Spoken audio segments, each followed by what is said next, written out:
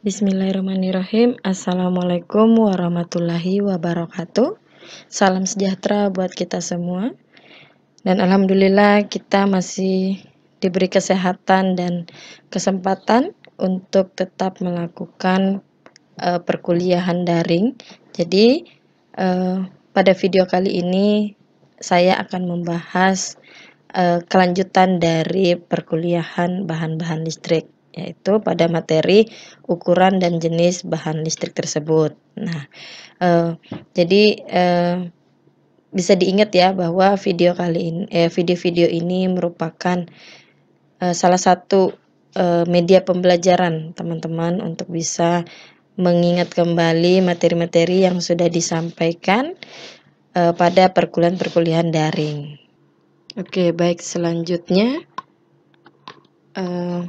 kita akan masuk pada jenis-jenis kabel penghantar. Jadi, mengingat listrik ini adalah salah satu kebutuhan manusia yang paling penting sampai saat ini gitu ya, maka kabel listrik ini menjadi salah satu unit yang paling sering digunakan dalam kehidupan sehari-hari, mulai dari peralatan elektronik seperti televisi, lampu, kemudian sampai pada charge telepon atau ponsel maupun laptop gitu ya. Jadi semua itu akan memerlukan kabel listrik agar bisa beroperasi sesuai fungsinya.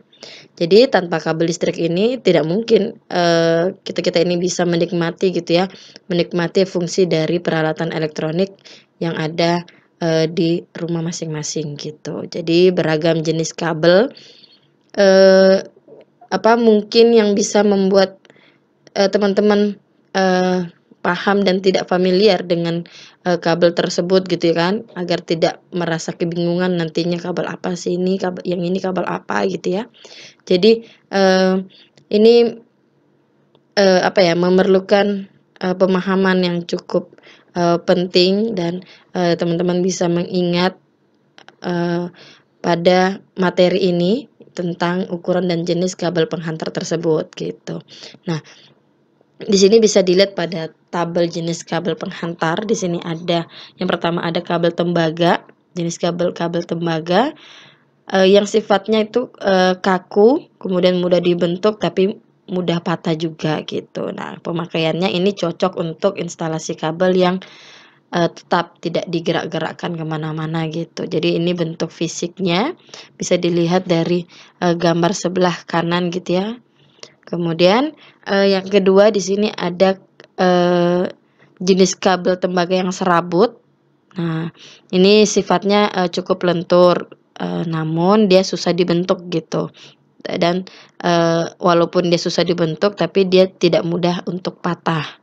Dan pemakaian pada jenis kabel ini biasanya digunakan pada instalasi kabel yang posisinya bisa diubah-ubah atau bergerak gitu. Nah, bisa dilihat bentuk fisiknya ada pada sebelah kanan ya, gambar sebelah kanan gitu. Kemudian di sini ada lagi kabel koaksial. Nah, ini merupakan pemakaian yang biasa digunakan pada saluran transmisi atau penghubung ke antena. Dilihat dari gambarnya gitu ya. Kemudian yang keempat ada kabel twin lead. Ini pemakaiannya pada saluran antena juga, antena TV yang 300 ohm. Nah, pastilah teman-teman bisa sudah pernah ya melihat salah satu atau banyak dari jenis-jenis gambar kabel penghantar ini. Kemudian ada kabel upstream. Nah, ini biasa digunakan pada sinyal audio gitu, sinyal audio, terus mungkin pada speaker-speaker gitu ya. Kemudian ada kabel pelangi atau kabel deret. Nah, itu biasa digunakan pada saluran data pada komputer. Nah, kemudian ini jenis-jenis konektor dan terminalnya. Jadi kabel pun ada memang beberapa yang langsung dihubungkan dengan mungkin misalnya terminalnya itu mungkin misalnya langsung pada stop kontak gitu ya. Kemudian jadi tidak mungkin bisa ada hanya kabel dan kabel dan tidak ada ujungnya gitu. Nah, ujungnya itu yang dimaksud adalah konektor ataupun terminalnya gitu. Nah, di sini ada beberapa jenis konektor.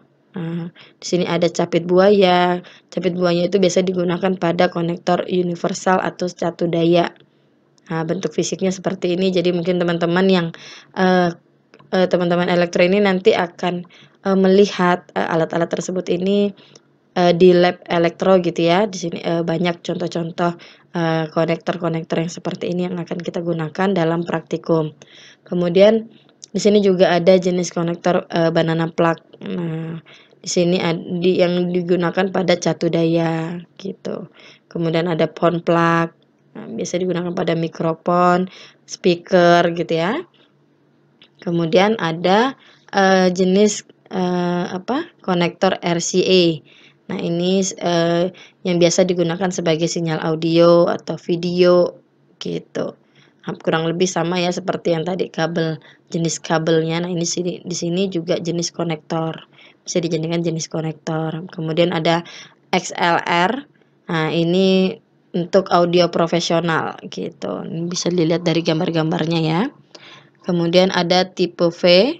Nah, ini konektor antena TV gitu. Biasanya juga contoh-contoh seperti ini biasa digunakan pada konektor telepon gitu. Tapi kan sekarang atau WiFi gitu ya, biasa juga menggunakan konektor seperti ini. Kemudian ada SMA, ini sebagai sinyal radio gitu. Kemudian ada BNC, ini untuk osiloskop, transmisi data gitu ya. Atau misalnya alat-alat elektronik untuk alat-alat ukur gitu. Kemudian ada RG11. Di sini ada konektor telepon atau bisa kita lihat itu juga pada WiFi atau LAN. Nah, seperti itu ya, tipenya aja yang bedakan. Kalau di telepon berarti RJ11, WiFi itu RJ45 gitu. Kemudian ada tipe D. Nah, ini itu biasa digunakan pada LCD gitu ya, komputer LCD gitu. Nah, kemudian ada USB. Nah, ada USB yang menggunakan kabel, ada yang menggunakan kayak flash disk gitu. Itu tuh konektornya pada USB gitu. Kemudian ada fiber optik. Nah, jadi ada penggunaan fiber optik ini juga cukup banyak gitu ya. Salah satunya ada pada audio dan video digital. Jadi slide selanjutnya ini kita akan ngebahas tentang pengertian atau definisi dari kabel listrik sendiri. Nah, jadi bisa dilihat dari pengertiannya di slide ini ya. Jadi kabel listrik ini adalah media untuk menghantarkan arus listrik ataupun informasi. Jadi bahan dari kabel ini beraneka ragam, khususnya untuk untuk penghantar arus listrik. Nah, dan umumnya itu akan terbuat dari tembaga dan umumnya juga akan dilapisi dengan pelindung. Jadi, kabel listrik ini terdiri dari bahan isolator dan bahan konduktor. Nah, jadi kalau konduktor itu yang terbuat dari terbuat dari bahan tembaga, sedangkan kalau isolator itu akan yang terbuat dari pembungkusnya atau pelindung dari bahan penghantar tersebut seperti itu. Jadi kalau pada saat ini tuh kemajuan atau perkembangannya suatu daerah itu selalu diukur dengan tersediaannya jaringan listrik gitu ya, baik untuk keperluan industri, perdagangan maupun masyarakat umum. Nah, energi pada kabel listrik ini sudah merupakan kebutuhan primer dalam kegiatan sehari-hari kita gitu ya. Jadi energi pada kabel listrik itu berfungsi sebagai penggerak motor beban misalnya, kemudian ada sebagai penerangan, pemanas gitu. Kemudian yang lain-lainnya gitu kan. Jadi energi pada kabel listrik itu merupakan roda penggerak pembangunan dan kehidupan sehari-hari yang kita gunakan. Jadi tidak banyak juga orang yang mengetahui bagaimana sih menghasilkan dan menyalurkan energi pada kabel listrik dari pusat pembangkit tenaga listrik yang umumnya gitu ya. jauh dari perkotaan sampai pada dengan rumah masing-masing gitu. Jadi orang itu hanya tahu ada jaringan kabel listrik gitu ya yang berisolasi, kemudian yang di dalamnya itu akan mengaliri strom atau arus gitu, dan yang membuat semua peralatan listrik kita yang kita gunakan sekarang ini bisa berfungsi dengan baik gitu. Jadi sebenarnya kabel atau hantaran penghantar gitu ya, apa yang digunakan untuk mengaliri arus listrik itu ngaliri arus listrik dari pembangkit listrik gitu ya sampai dengan ke konsumennya atau ke rumah-rumah kita masing-masing itu ada jenis-jenisnya, ada konstruksinya atau ada apa yang terkhusus kabel ini untuk khusus penghubung apa gitu-gitu ya. Jadi berasal dari mana sih gitu. Nah, jadi kemudian di sini kita bahas juga nih pengertian kabel listrik atau kabel listrik yang berdasarkan konstruksinya. Jadi itu diklasifikasikan dari empat poin ini gitu ya. Jadi yang pertama di sini ada penghantar pejal atau solid. Nah, jadi itu penghantar pejal ini yang dimaksud adalah penghantar yang berbentuk kawat pejal gitu, yang berukuran kurang lebih sampai dengan 10 mm persegi. Dan itu tidak dibuat lebih besar lagi ya, dengan maksud untuk memudahkan penggulungan maupun pemasangannya nanti gitu. Karena berukuran sampai dengan 10 mm persegi aja itu sudah cukup besar gitu. Kemudian ada penghantar berlilit atau standar gitu ya. Nah, ini merupakan kabel penghantar yang terdiri dari beberapa urat kawat dan akan urat kawat yang berlilit dengan ukuran 1 sampai dengan 500 milimeter persegi gitu. Kemudian yang ketiga di sini ada penghantar serabut atau fleksibel. Nah, ini poin ketiga ini, penghantar serabut ini yang cukup banyak digunakan untuk tempat-tempat yang sulit, sempit gitu ya, atau alat-alat portable, alat-alat ukur listrik, dan pada kendaraan-kendaraan bermotor gitu. Jadi ukuran dari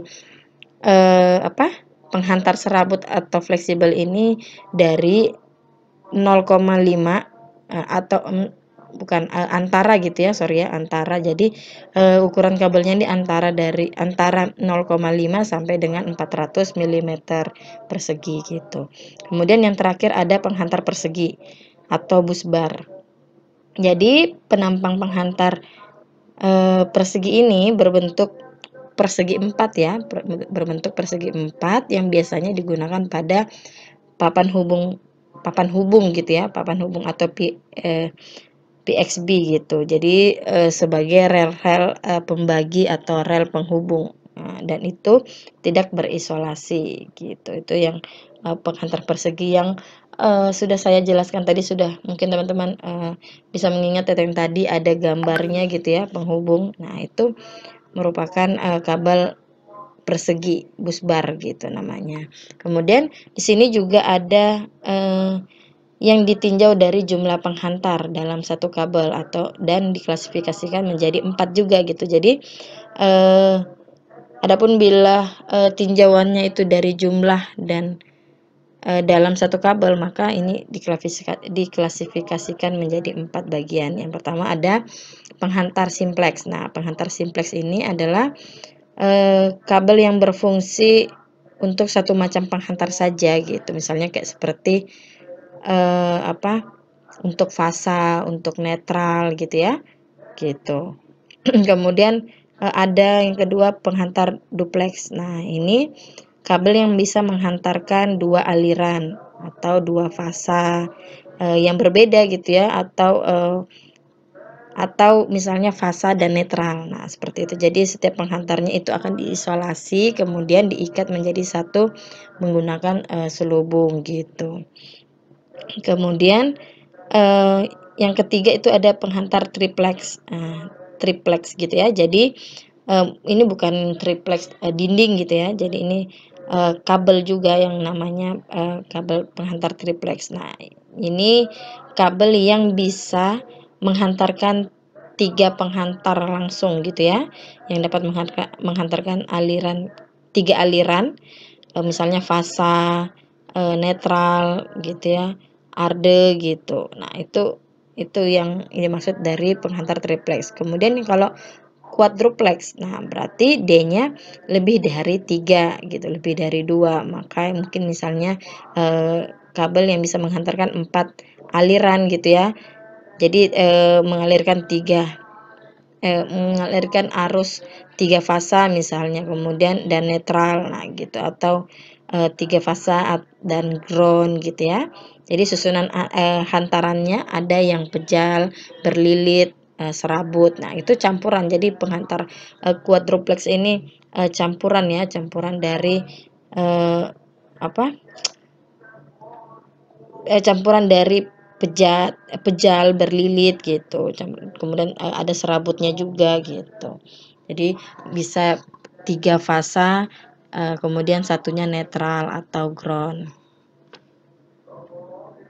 Nah, seperti ini. Jadi ini beberapa jenis kabel yang biasa dipakai dalam instalasi listrik. Oke, jadi selanjutnya di sini ada jenis-jenis kabel yang biasa digunakan dalam instalasi listrik. Nah, di sini ada yang pertama ada kabel NYA. Ini kabel berinti tunggal gitu ya. Jadi berlapis bahan isolasi PVC. Jadi untuk instalasi luar atau kabel udara ini akan digunakan pada kabel yang namanya NYA. Nah, jadi kode warna dari kabel ini ada warna merah, kuning, biru, dan hitam sesuai dengan peraturan PUIL. Jadi lapisan isolasinya itu hanya 1 lapis hingga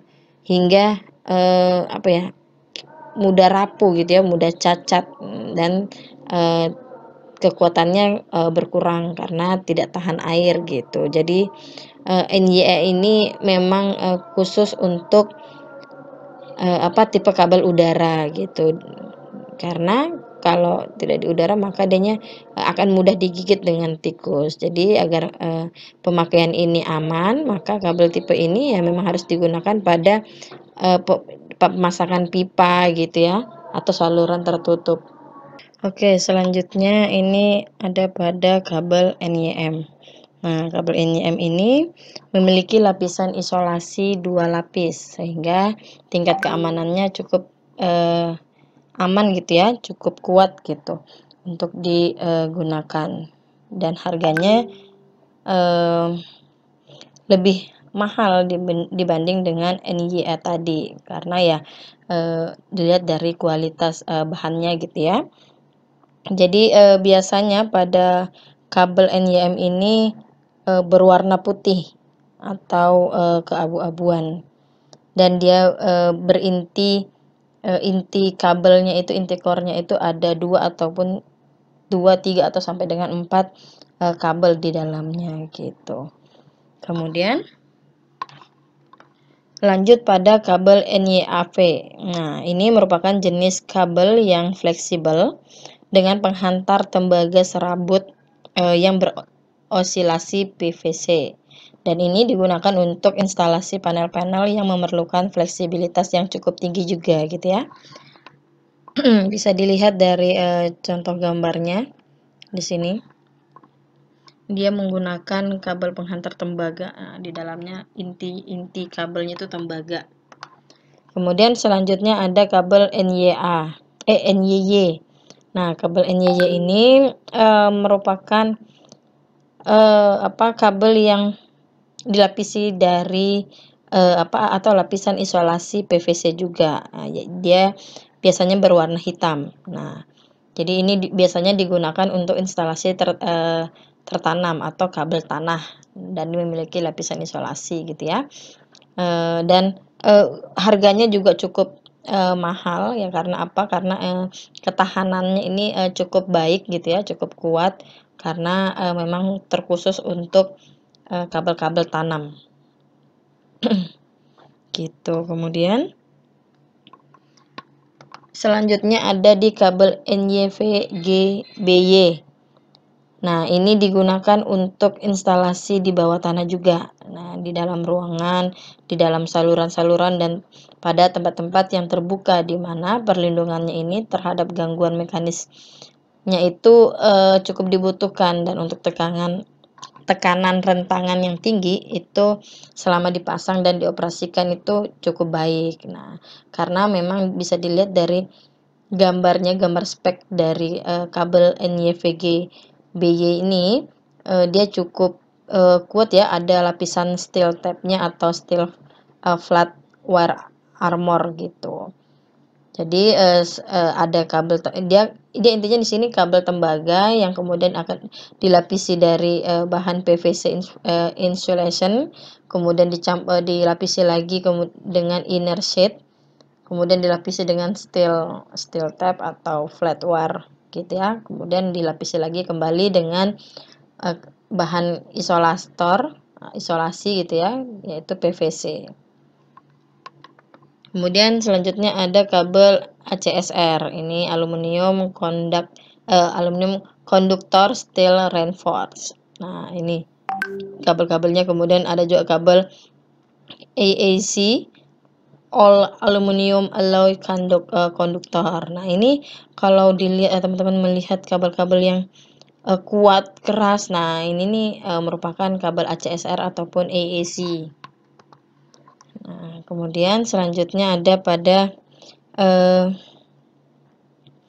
keterangannya di sini ya, keterangan dari huruf atau simbol, kemudian keterangannya itu apa dari kabel. Jadi ada keterangan huruf kabel misalnya A, N gitu, atau misalnya RE. N itu apa sih? Kabel standar. Kemudian A itu kawat berisolasi. Jadi ini tabel-tabel yang teman-teman bisa pergunakan untuk memilih bahan-bahan kabel listrik gitu. Contohnya misalnya nih ada kabel NYA 4 RE 1000 volt. Nah, ini menyatakan suatu kawat itu berisolasi untuk tegangan nominal 1000 volt gitu ya. Nah, ini berisolasi PVC dan mempunyai penghantar tembaga padat bulat dengan luas penampang nominal 4 mm persegi gitu. Kemudian selanjutnya juga ada kabel NYM kurang lebih dari 0,4 dikali 2,5 rm 500 volt. Ini menyatakan suatu kabel yang berinti banyak untuk tegangan nominal 500 volt. Kemudian dia akan berisolasi dan berselubung PVC ya, dan mempunyai penghantar tembaga bulat berkawat dengan luas penampang nominal 2,5 mm persegi, dengan sistem pengenal warna uratnya itu tanpa hijau kuning gitu. Kemudian ini ada ukuran kabel. Jadi di sini ukuran kabel ini ada berdasarkan dari ukuran American Wire Gauge. Jadi ini ukuran yang tercetak tersebut itu diantaranya seperti 8, 10 sampai dengan 16 gitu ya, dan lain-lainnya, yang masing-masing angka tersebut itu mewakili diameter wire pada kabelnya. Jadi ukuran-ukuran tersebut itu merupakan diameter wire-nya. Kemudian di sini ada tegangan nominal juga. Tegangan nominal pada kabel yaitu tegangan operasional wire kabel yang bersangkutan seperti 450 sampai atau 750 volt, yang artinya tegangan nominalnya adalah sekitar 450 sampai dengan 750 volt. Kemudian ada juga kode bahan dan jumlah wire dalam kabel. Nah, ini jadi beberapa kode kabel yang sering kita jumpai, sering kita lihat, itu diantaranya seperti tadi NYA, NYM, NYAV, NGA gitu ya, NYY, HY gitu, dan lain-lainnya. Jadi dari kode tersebut kita dapat mengetahui bahan konduktor dan bahan isolator yang digunakan serta jumlah wire konduktor tunggal atau serabut gitu. Jadi yang sudah saya jelaskan tadi tentang jenis-jenis atau kode bahan kabel gitu ya yang bisa teman-teman ingat-ingat, bisa saat ingin nanti menggunakan sudah mengetahui nama kabel-kabel tersebut, eee, kegunaannya di mana, fungsinya di mana gitu ya. Kemudian masuk pada identifikasi kabel dengan warna. Nah, jadi peraturan warna itu selubung penghantar dan warna isolasi inti penghantar harus diperhatikan pada saat pemasangan. Jadi hal ini apa ya, diperlukan untuk mendapatkan kesatuan kesatuan untuk menggunakan suatu warna atau warna loreng yang digunakan untuk mengenal penghantar tersebut gitu, untuk menseragamkan, untuk mempermudah gitu ya.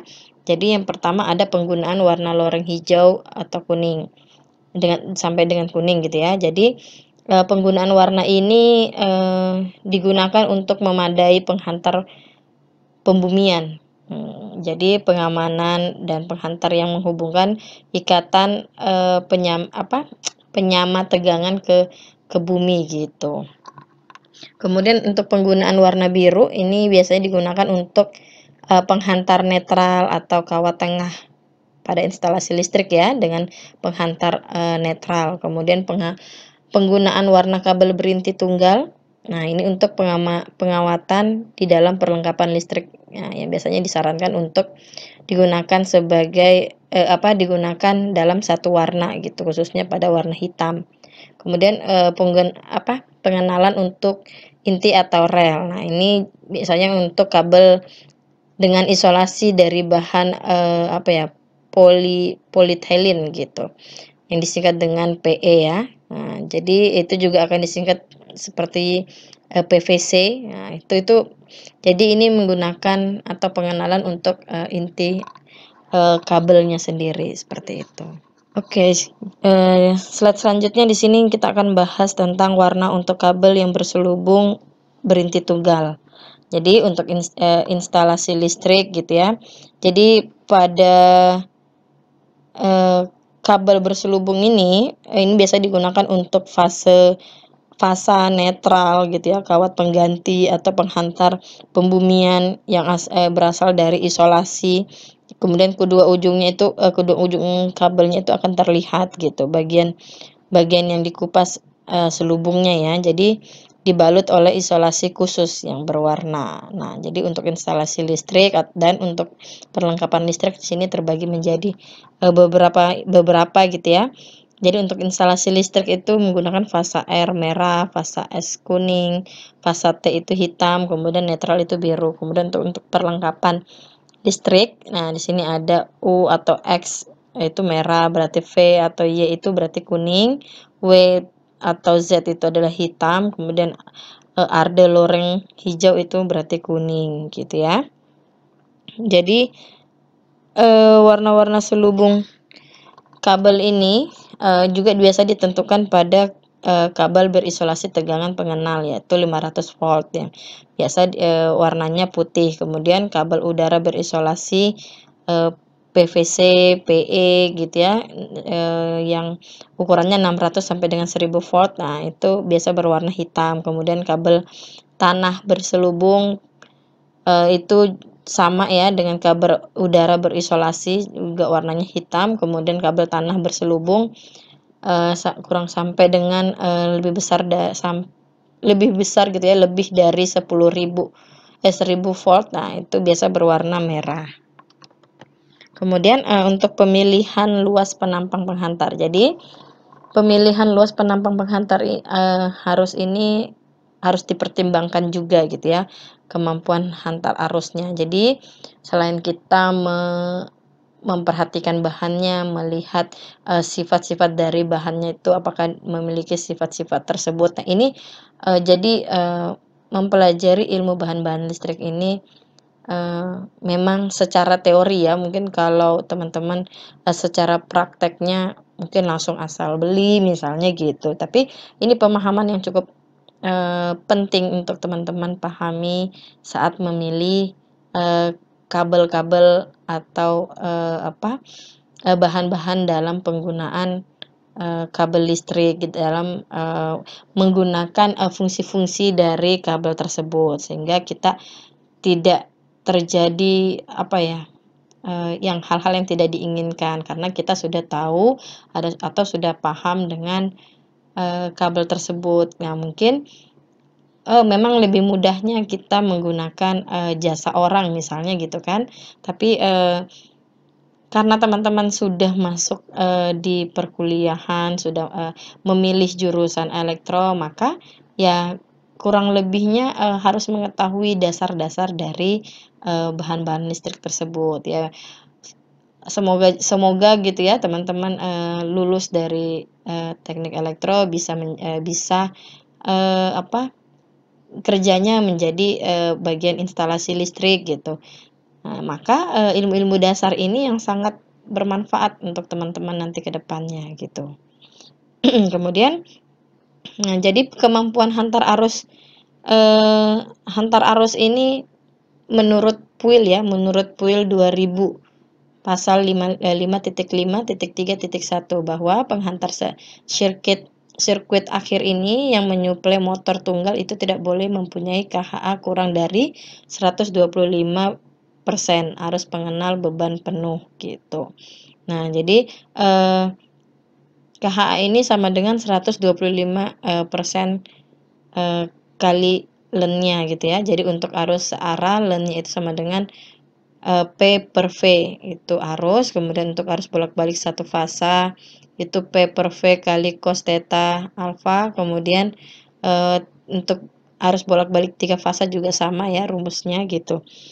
Jadi di sini juga ada pengertian dari drop fault gitu. Nah, jadi untuk yang sebelumnya ini bukan len ya tapi in gitu ya, in. Jadi itu adalah arus normal beban penuh. Kemudian P itu adalah dayanya, V-nya itu tegangan, cos theta itu adalah faktor dayanya. Nah, di sini ada drop voltase, sifat lingkungan, kemudian ada kemungkinan-kemungkinan lainnya gitu ya. Jadi pada drop voltase ini jadi pemilihan luas penampang itu selain kita menentukan kemampuan atau mengetahui kemampuan hantar arus, maka kita juga harus mengetahui drop voltasenya.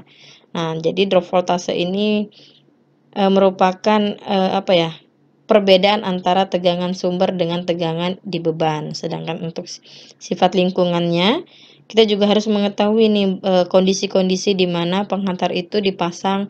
Kemudian apakah faktor-faktor yang harus diperhatikan dari sifat lingkungan tersebut gitu ya. Jadi ada memang penghantar yang dapat dipasang atau ditanam dalam tanah dengan menggunakan kondisi tanah yang basah gitu atau kering gitu ya atau lembab. Kemudian kekuatan mekanisnya seperti apa? Misalnya pada pemasangan penghantar di jalan raya gitu. Kemudian penghantar yang terkena beban mekanis, nah itu bagaimana. Kemudian kemungkinan-kemungkinan lainnya juga itu merupakan kemungkinan-kemungkinan yang akan terjadi di masa yang akan datang, seperti pembebanan beban yang akan mengacu pada kenaikan arus beban, kemudian sehingga kita harus memperhatikan tuh KH-nya penghantar penghantar arusnya seperti apa gitu ya.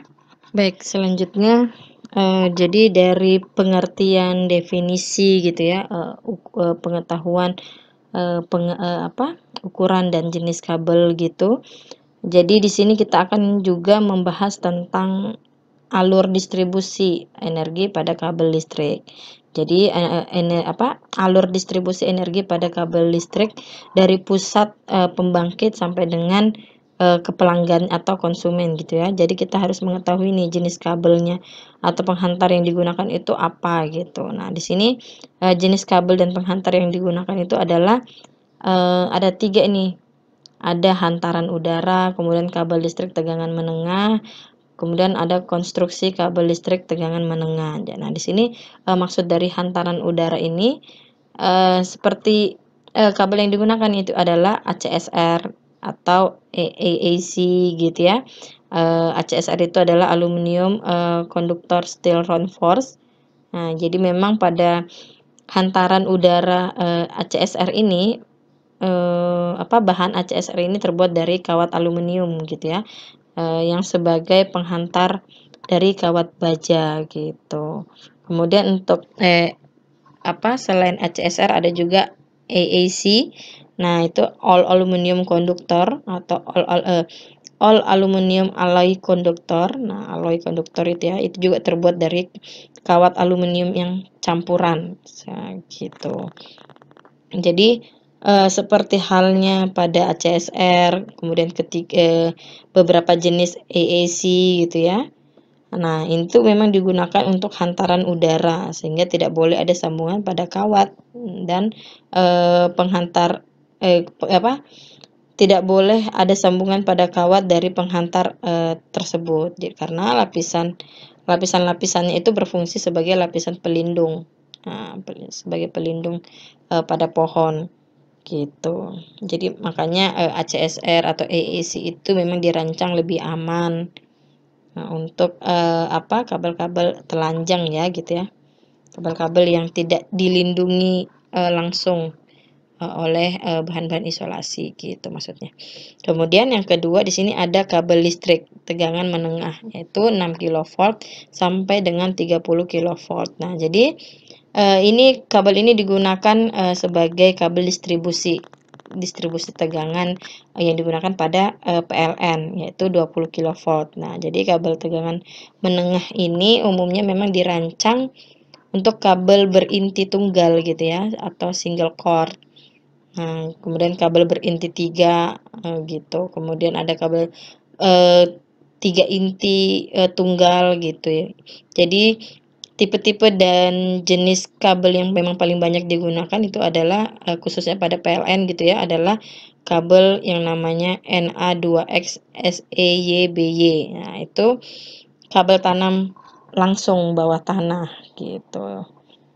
Jadi kemudian yang ketiga di sini ada konstruksi kabel listrik tegangan menengah. Nah, di sini ada ada 2 poin juga yang penting di dalam konstruksi kabel listrik tegangan menengah. Pertama ada penghantar maupun lapisan pelindung penghantarnya. Nah, di situ intinya ya konstruksi kabel listrik ini apa sih gitu. Jadi yang pertama di situ ada penghantar, maka penghantar itu adalah bahan konduktor gitu ya, bahan konduktor yang memang jenis bahan ini bisa digunakan untuk kabel listrik karena dia sebagai penghantar gitu.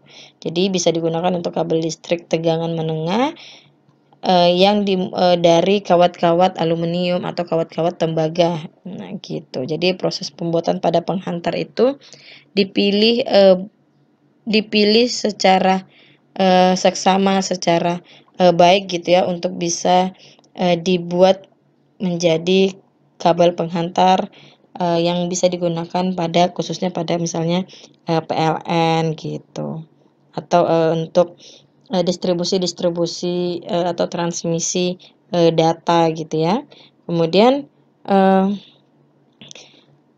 kabel listrik apa aja sih yang misalnya yang tepat untuk kita untuk kebutuhan kita dan bagaimana petunjuknya gitu ya.